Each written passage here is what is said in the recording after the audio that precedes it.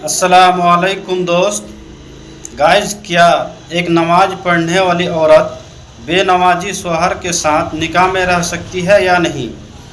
जानने के लिए वीडियो को देखते रहें। एक औरत ने मसला पूछा कि मेरा शौहर नमाज नहीं पढ़ता, क्या मैं अपने शौहर के साथ बेनमाजी शौहर के साथ रह सकती हूं या नहीं? शेख इब्ने बाज ने कहा कि उसको तुम नसीहत करो, उसको तुम समझाओ।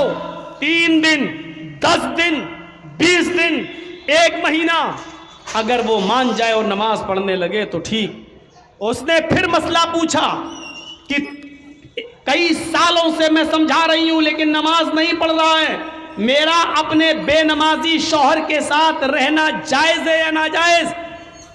शेख इब्ने बाज ने फतवा दिया कि एक मोमिना औरत का, एक नेक औरत का बेनमाजी आदमी के साथ रहना सरासर हराम है। उस औरत ने फिर पूछा शेख इब्ने बाज से, मेरा हस्बैंड मुझे तलाक नहीं दे रहा है, वो कहता है मैं नमाज नहीं पढ़ता हूं तो क्या हुआ, लेकिन मैं तुझे तलाक नहीं दूंगा, अब मैं अपने शौहर को कैसे छोड़ूं?